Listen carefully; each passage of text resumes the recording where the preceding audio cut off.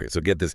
We're diving deep into The Boyfriend today by Frieda McFADDEN, but looks like you don't want the whole plot spoiled, right? Just enough to pique your interest. Yeah, definitely. And, with McFadden, well, it can be tough. I mean, even little details can give stuff away. Yeah, that's what I love about her books, though. You never know when something small will come back later and be a huge clue. Exactly. So, okay, this story has two timelines, right? Present day with Sydney, who's trying to, well, she's back in the dating world. Hmm. And then we also have chapters in the past with Tom in high school. Yeah.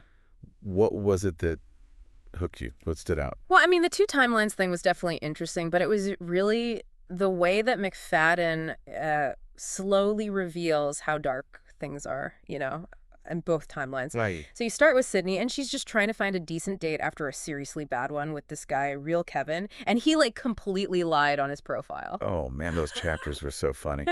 When Gretchen, her friend, tries to do the whole rescue call thing and it totally backfires. Oh, yeah. I was laughing out loud. But then things take a dark turn with Real Kevin.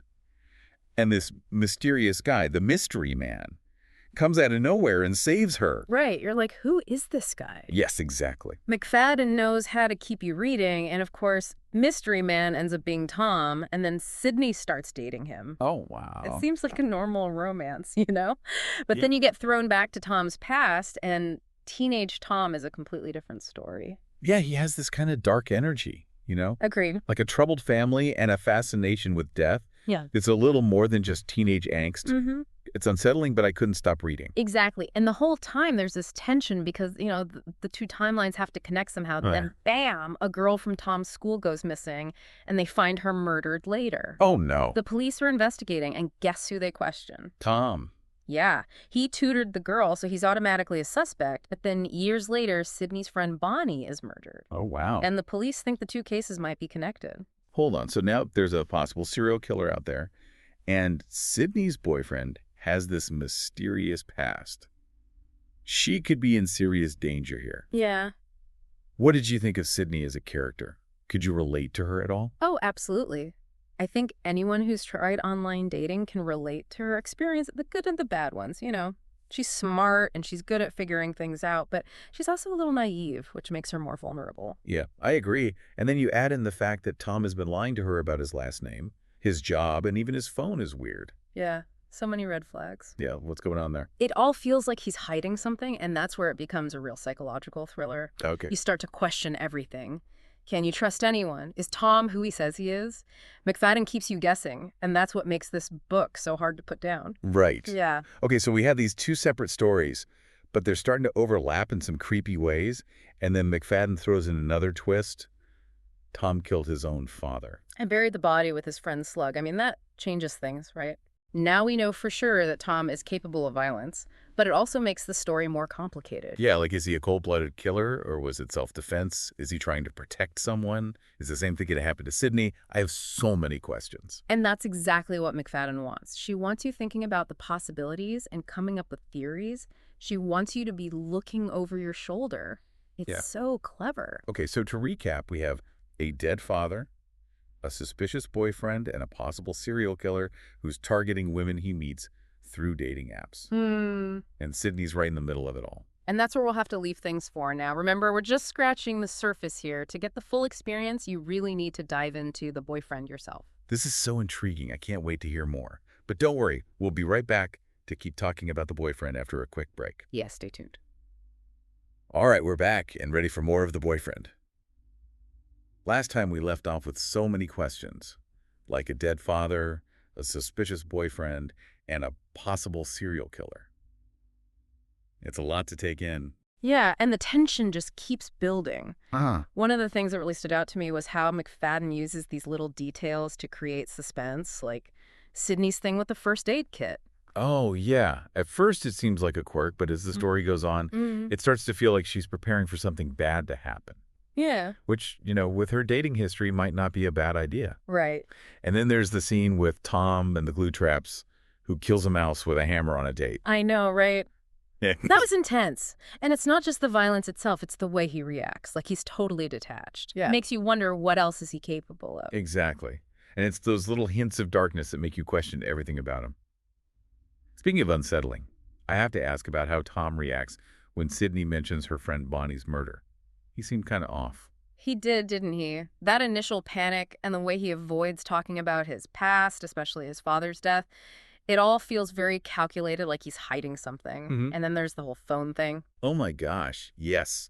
The fake name, the work phone, the missing personal phone. It's like textbook suspicious behavior. Right, and it all points to him lying. The question is why? Is he trying to protect himself? Or is it something worse? Meanwhile, the police are investigating Bonnie's murder, and they find something disturbing. Yeah, they find out that another woman who was using the same dating app, Cynch, was murdered in a similar way a year and a half earlier. Right. Suddenly, it's not just about Bonnie anymore. There could be a serial killer targeting women on the app. And Sydney's right in the middle of it. The stakes are so much higher now, and the tension is almost unbearable. You just want to yell at her, "Run away, he's the killer!" But of course, it's not that simple. McFadden loves to keep us guessing. Just when you think you have Tom figured out, she throws in another twist, like that flashback scene where Tom confronts his father in the kitchen. You can just feel the rage building, like something terrible is about to happen. And the way she describes the violence is so raw and real. It's not over the top, but it definitely stays with you. And then to make matters worse, his friend Slug is there and sees the whole thing. Talk about a creepy accomplice. Slug is such a fascinating character. Yeah. He's obviously troubled, but he's also completely loyal to Tom. You get the feeling he's capable of anything, which makes him really dangerous. Yeah, he adds another layer of darkness to the story. And then back in the present day, Sydney finds something terrifying in Tom's apartment, a scrunchie that belonged to Bonnie. That's the moment when all those little suspicions, all those red flags suddenly make sense. It's like all the pieces of the puzzle are finally coming together, and the picture they're forming is terrifying. Yeah, it's a huge shock for Sydney and for the reader. And her reaction is so real, the panic, the fear, the need to get away. And she does escape in a pretty clever way. But instead of finding safety at her friend Gretchen's apartment, she gets another shock. Gretchen has been lying to her this whole time. That's what's so brilliant about McFadden's writing. Just when you think you're safe, she pulls the rug out from under you. You realize you can't trust anyone, not even the people closest to Sydney. And it gets even crazier when Gretchen reveals that she knows more about Tom than she's letting on. Suddenly their pasts are connected in ways we never could have imagined. It's like peeling back layers of a really disturbing onion. And that's where we'll have to leave you hanging for now. All the secrets, the lies, the connections between these characters, you'll have to keep listening to find out what happens next. The suspense is killing me. What does Gretchen know? Is she involved somehow? We'll be right back to untangle this web of secrets after a quick break. Don't go anywhere. All right, we're back, and I am still trying to process that last part. Gretchen, Sydney's best friend, has been lying to her this whole time, and she seems to know way more about Tom than she's letting on. What's going on? Well, this is where the psychological thriller stuff really comes in. You know, we're starting to see these themes of like obsession and manipulation. Just think about it. Tom is fixated on this girl from his past, and he can't let go of this perfect image he has of her. Right. And then you have Gretchen, who's obviously obsessed with Tom and will do anything to get him back. Yeah, it's like a crazy love triangle that's been going on for years. And the scariest part is that they're both so good at manipulating people. They can be super charming one minute and then threatening the next. Exactly. They're both so unpredictable, which makes them even more dangerous. And their obsessions have totally messed up their sense of reality. They're so focused on what they want that they'll hurt anyone who gets in their way. And poor Sydney is stuck in the middle of all of this. She's literally trapped in Gretchen's apartment with Tom and Randy, who's unconscious. We can talk about a nightmare. And then Gretchen reveals that she drugged Sydney's water. Yeah, that's when you realize that Gretchen isn't just obsessed. She's dangerous, too. She'll do anything to get what she wants, and she's definitely playing some kind of messed up game. But the biggest shock comes when Gretchen tells Sydney who she really is. Wait, what do you mean? Remember how Tom was obsessed with this girl from his past, the one he couldn't forget? Well, that girl's Gretchen. No way. So Tom has been in love with Gretchen all this time, and she's been using that to manipulate him. Exactly. She's been playing him perfectly, feeding his obsession and using it to control him. It changes the entire story and makes you question everything you thought you knew about these characters. Wow, that's a huge twist. So what happens next? Does Sydney escape from Gretchen? What I don't want to spoil the ending, but let's just say things get pretty crazy. There's a fire, a fight, and a lot of blood. McFadden knows how to keep you on the edge of your seat. I can't believe it. I need to read this book right now. You've told me just enough to make me want to devour it. That's the point of a good deep dive, right? To spark that curiosity and leave you wanting more, and trust me, The Boyfriend delivers. Well, folks, there you have it. we've gone deep into the twisted world of the boyfriend, explored its dark themes, and uncovered some shocking secrets. But remember, this was just a taste. To really experience the full impact of Frieda McFadden's amazing writing, you'll have to pick up the book yourself. If you take away one thing from our deep dive, it should be this.